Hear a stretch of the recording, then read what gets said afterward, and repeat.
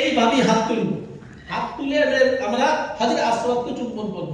বিসমিল্লাহি আল্লাহু আকবার ওয়ালিল্লাহিল হামদ আসসালাতু ওয়াসসালামু আলা রাসূলিল্লাহ। যখন ইসলাম হয়ে গেল, চুম্বন হয়ে গেল, চুম্বন হয়ে গেলে এবার আমরা ঘুরে যাব। আমাদের বাম সাইডে থাকবে কাবা শরীফ, বাম সাইডে থাকলো কাবা শরীফ।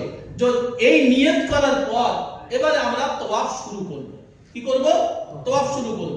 তাহলে তওয়াফ যখন শুরু করব, এই তওয়াফে আছে এখানে আপনাদের আরেকটু জিজ্ঞেস করি যে তওয়াফ করার সময় যদি কেউ সূরা ফাতিহা না পড়ে তার তওয়াফ হবে কি হবে না? হ্যাঁ, হবে তো? কেউ যদি সূরা ইখলাস না পড়ে তা হবে কি হবে না? কেউ কোনো দোয়াই পড়লো না, হবে কি হবে না? হবে না? বাহ, সুন্দর কথা বলেছেন।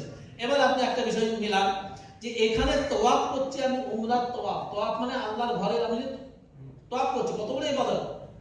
আল্লাহ কি এখানে বললেন যে বান্দারে তুই এখানে সূরা ফাতিহা পড়বি? আল্লাহ কি বললেন এই দোয়া পড়বি? আল্লাহ বললেন এই দোয়া পড়বি?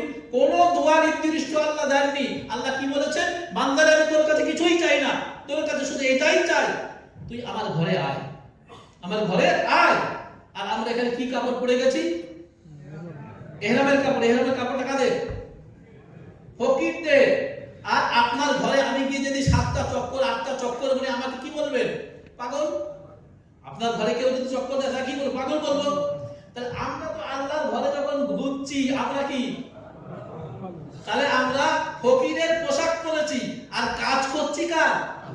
পাগলে।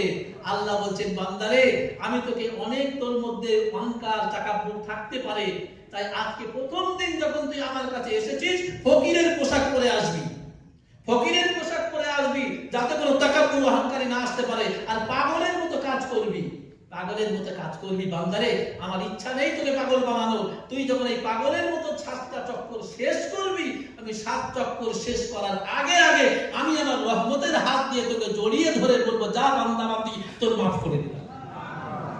এটা হলো সেই তওয়াফ। তাই আমরা তওয়াফ করলাম। এবার